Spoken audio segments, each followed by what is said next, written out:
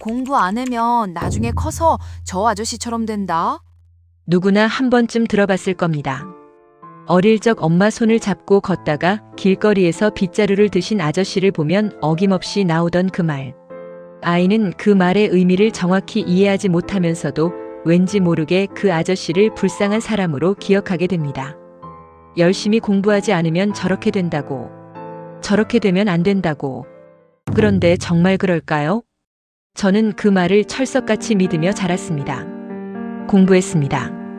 4년제 대학도 나왔습니다. 근데 지금 저는 그 어린 시절 제가 불쌍하다고 생각했던 그 할아버지 앞에서 제 인생을 다시 생각하게 됐습니다. 오늘은 제 이야기를 해볼까 합니다. 부디 끝까지 함께 해주세요.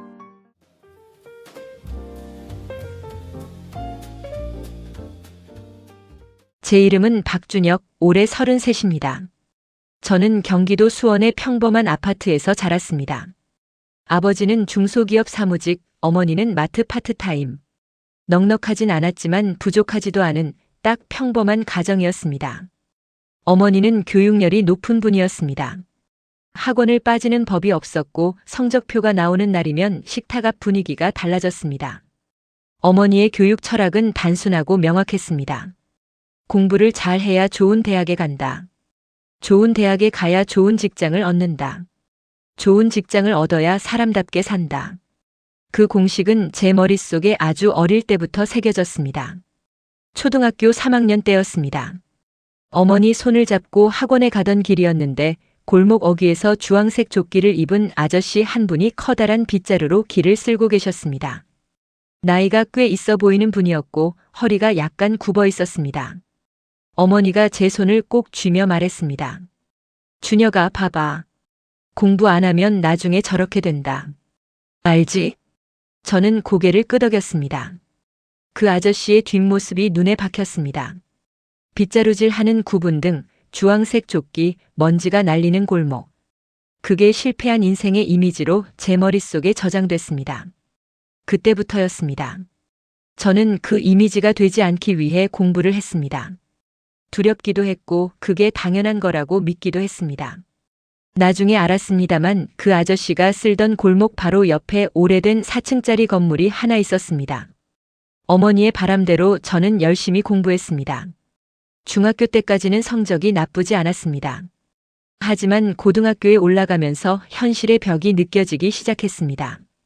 전국에는 저보다 훨씬 열심히 하는 학생들이 넘쳐났고 어머니의 기대만큼 성적이 따라주지 않았습니다. 고3 수험 생활은 고됐습니다. 새벽 1시까지 자습실에 앉아 있었고 주말도 독서실에서 보냈습니다. 수능날 아침 어머니는 미역국을 끓이지 않겠다며 밥을 차려주셨고 저는 떨리는 마음으로 시험장에 들어갔습니다. 결과는 아쉬웠습니다. 소위 말하는 명문대는 아니었습니다. 그래도 4년제, 그것도 나쁘지 않은 수도권 대학에 붙었습니다. 어머니는 좋아하셨지만 내심 기대에 못 미친다는 표정이 역력했습니다. 아버지는 수고했다고 한마디 하셨습니다. 대학 생활은 생각보다 즐거웠습니다. 처음 몇 달은요. 그런데 2학년이 되면서부터 주변에서 이상한 이야기들이 들려오기 시작했습니다. 중학교 때 반에서 늘 뒤에서 놀던 친구 하나가 특성화고에 진학해 자동화 설비 기술을 배웠는데 졸업하자마자 공기업 기술직에 입사했다는 것입니다. 초봉이 세금 떼고도 제 대학 아르바이트 월급의 3배가 넘었습니다. 또 다른 친구는 조리 특성화고를 나와 호텔 주방에 들어갔습니다. 저보다 2년 먼저 사회에 나가 경력을 쌓고 있었습니다. 저는 그때 그 이야기를 들으며 속으로 이렇게 생각했습니다. 그래도 나는 4년제잖아. 결국엔 내가 낫겠지. 그 생각이 얼마나 안일한 착각이었는지 취업 시장에 뛰어들고 나서야 알게 됩니다. 졸업 학기가 시작됐습니다. 주변이 분주해졌습니다. 자소서 스터디 면접 준비반 직무 특강. 캠퍼스 곳곳에 취업 관련 현수막이 걸렸습니다. 도서관은 취업 준비생들로 가득 찼습니다. 저도 뛰어들었습니다. 자기소개서를 수십 번 고쳤었고 면접 복장을 사러 동대문을 돌아다녔습니다. 직무 관련 자격증을 따기 위해 밤새 공부했습니다. 그런데 서류에서 탈락했습니다. 또 탈락했습니다.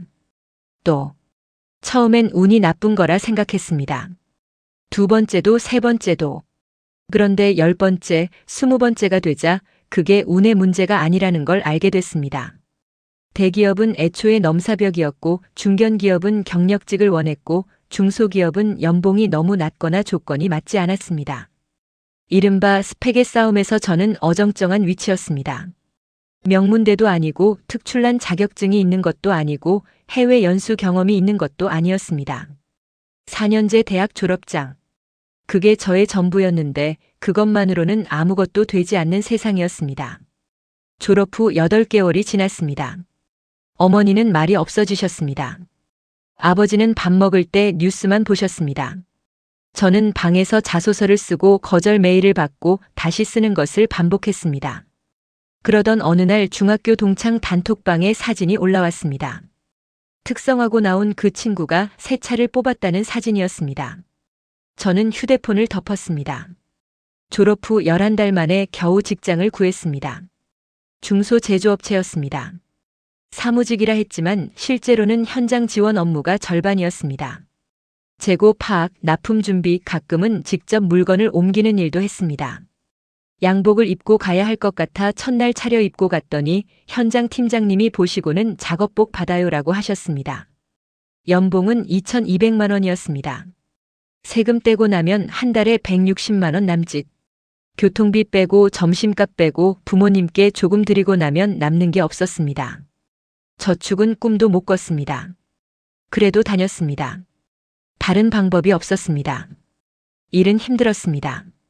여름엔 창고가 찜통이었고 겨울엔 외풍이 심했습니다. 허리가 자주 아팠고 퇴근하면 손이 거칠어져 있었습니다. 대학 다닐 때 그려보던 직장 생활과는 달랐습니다. 퇴근길은 항상 지쳤습니다. 그 지친 퇴근길에 그 일이 있었습니다. 11월의 어느 저녁이었습니다. 퇴근하고 버스에서 내려 집으로 걷는 길이었습니다. 몸은 무거웠고 머릿속은 복잡했습니다. 그날따라 팀장한테 잔소리도 들었고 실수한 재고 수량 때문에 야근까지 했습니다. 터덜터덜 걷다 골목 어귀를 돌아서는 순간 눈앞에 익숙한 풍경이 펼쳐졌습니다. 주황색 조끼를 입은 노인이 빗자루를 들고 골목을 쓸고 있었습니다. 저는 잠깐 멈췄습니다.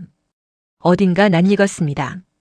굽은 허리, 천천히 움직이는 빗자루질, 그 리듬감. 그때 기억이 올라왔습니다. 초등학교 3학년. 어머니 손을 잡고 걷던 그 길. 공부 안 하면 저렇게 된다던 그 말. 설마. 같은 분일 리가 없었습니다. 20년도 더 된 이야기였습니다. 그런데 가까이 다가갈수록 확신이 생겼습니다. 이 골목, 이 자리. 그리고 저 얼굴. 세월이 얼굴에 켜켜이 쌓여 있었지만 눈가에 주름이며 인매가 기억 속 아저씨와 겹쳤습니다. 저기. 저도 모르게 말을 걸었습니다. 할아버지가 고개를 들었습니다. 눈이 작고 깊었습니다. 혹시 오래전부터 이 골목 청소하신 분 맞으세요? 제가 어릴 때 이 동네 살았거든요. 할아버지는 잠깐 저를 보더니 웃었습니다. 그럴 수 있지. 나 여기서 30년 넘게 쓸었으니까. 30년. 저는 그 숫자를 듣는 순간 가슴 어딘가가 묘하게 울렸습니다. 할아버지는 말이 많은 분이 아니었습니다. 하지만 제가 어릴 때 이 골목에서 자랐다고 하자 잠깐 빗자루질을 멈추고 옆 계단에 걸터 앉았습니다. 저도 옆에 쪼그려 앉았습니다. 요즘 뭐 해요, 총각? 직장 다녀요. 저기 공단 쪽에서요. 힘들어 보이네. 그냥 좀 피곤해서요. 할아버지는 골목 안을 한번 둘러보셨습니다. 그리고 별 감흥 없는 목소리로 말씀하셨습니다. 저기 저 건물 보여요? 할아버지가 턱으로 가리킨 곳은 골목 바로 옆 오래됐지만 깔끔하게 관리된 4층짜리 건물이었습니다. 1층엔 편의점이 있었고 위층엔 창문에 불이 켜져 있었습니다. 네, 보여요. 내 건물이에요. 저는 순간 잘못 들은 줄 알았습니다. 네? 저거 내 거. 할아버지는 다시 빗자루를 들었습니다. 저는 멍하니 그 건물을 쳐다봤습니다. 4층짜리. 1층 편의점 임대료만 해도 수백만 원일 텐데. 위층까지 합치면. 언제부터요? 오래됐지. 한 15년 됐나. 할아버지는 빗자루질을 재개하면서 천천히 말씀하셨습니다. 이야기는 짧았지만 묵직했습니다. 할아버지는 25살부터 환경미화원으로 일했습니다. 당시엔 지금보다 훨씬 홀대받던 일이었습니다. 힘들다, 더럽다, 공부 못한 사람이나 하는 일이라는 말을 귀가 닳도록 들었습니다. 하지만 할아버지는 흔들리지 않았습니다.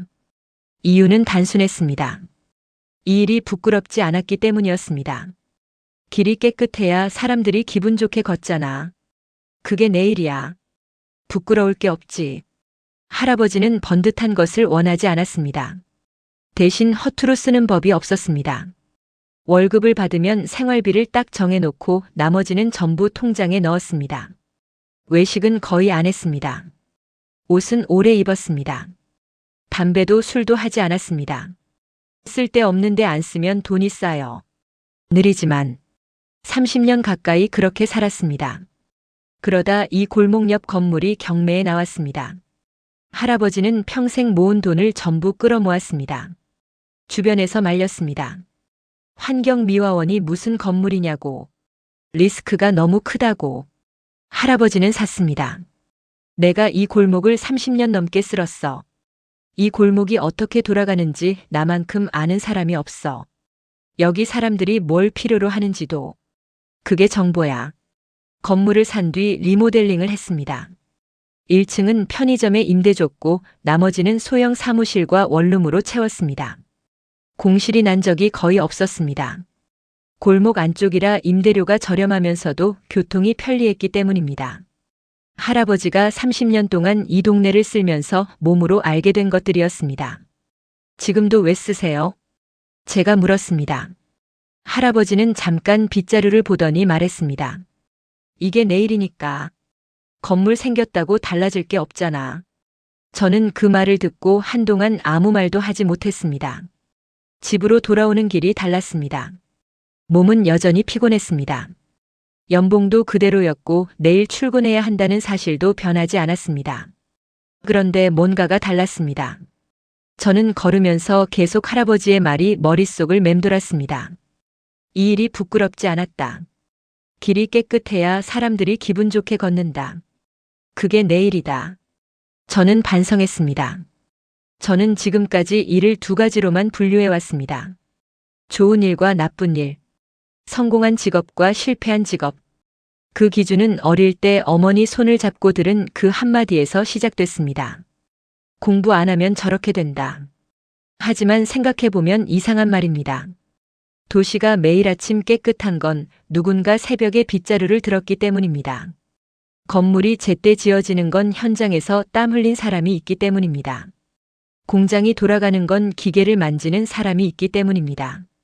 그 일들이 없으면 우리가 당연하게 누리는 것들이 하나도 돌아가지 않습니다. 그 일을 하는 사람이 실패한 게 아닙니다. 그리고 정작 대학을 나와 화이트 칼라 직장을 얻은 저는 그 할아버지보다 더 나은 삶을 살고 있다고 말할 수 있을까요? 통장 잔고도 자산도 그리고 자기 일에 대한 자부심도. 저는 솔직히 자신이 없었습니다. 아파트 계단을 올라가다 잠깐 멈췄습니다. 어머니가 그 말을 해준 건 저를 위해서였습니다. 더 나은 삶을 살게 해주고 싶어서. 그건 압니다. 탓할 생각이 없습니다. 그 시대의 많은 부모님이 그렇게 믿었습니다. 다만 이제는 알겠습니다.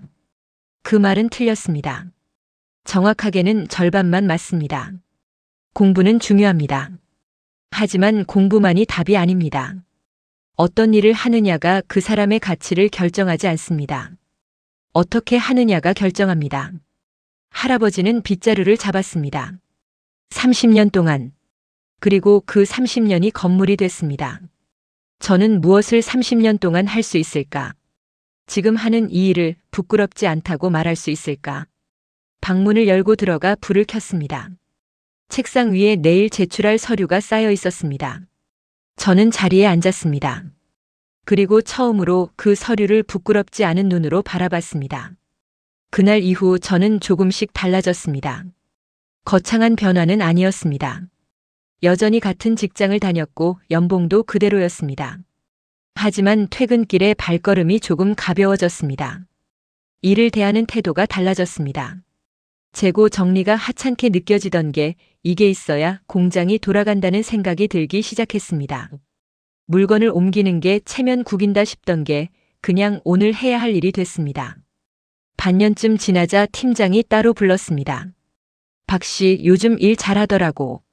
태도가 달라진 것 같아서. 저는 그냥 웃었습니다. 그리고 가끔 그 골목을 지나갑니다. 할아버지는 여전히 그 자리에서 빗자루를 들고 계십니다. 오늘도 내일도 아마 그럴 겁니다. 건물주라는 사실과 관계없이. 그것이 그분의 일이니까. 저는 지나갈 때마다 인사를 드립니다. 할아버지는 늘 짧게 고개를 끄덕이고 다시 빗자루를 움직이십니다. 말은 별로 없지만 그 뒷모습이 저한테는 어떤 강의보다 많은 것을 가르쳐 줬습니다. 직업에 귀천이 없다는 말. 어릴 때부터 들어왔습니다. 도덕 교과서에도 나오고 어른들도 입버릇처럼 말합니다. 그런데 신기하게도 그 말을 하는 사람들이 동시에 이런 말도 했습니다. 공부 안 하면 저 아저씨처럼 된다고. 두 말은 함께 존재할 수 없습니다. 직업에 귀천이 없다면 저 아저씨처럼 되는 게 왜 무서운 일인가요? 저는 이제 그 물음에 답할 수 있습니다. 무서운 일이 아닙니다. 부끄러운 일도 아닙니다. 그리고 공부를 못해서 가는 길도 아닙니다. 그것은 그냥 수많은 선택지 중 하나입니다. 어떤 선택을 하든 그 안에서 성실하게 자기 일을 사랑하면서 살아가는 사람이 결국은 이기는 겁니다. 할아버지가 그걸 증명했습니다. 빗자루 하나로 30년 동안. 우리는 살면서 수많은 편견을 배웁니다. 어릴 때 무심코 들은 한마디가 세상을 바라보는 렌즈가 됩니다. 그 렌즈가 잘못 끼워져 있으면 오랫동안 세상을 삐뚤게 봅니다. 늦어도 괜찮습니다. 저처럼 30이 넘어서야 깨달아도 됩니다. 중요한 건 언젠가는 그 렌즈를 고쳐 쓰는 것입니다. 지금 어떤 일을 하고 계시든 그 일이 부끄럽지 않다고 느끼신다면 그걸로 충분합니다. 그리고 아직 그 확신이 없다면 오늘부터 조금씩 찾아가면 됩니다. 이 이야기는 여기서 마무리됩니다. 끝까지 함께 해주셔서 감사합니다. 공감이 됐다면 구독과 좋아요 부탁드립니다. 다음 이야기도 기다려주세요.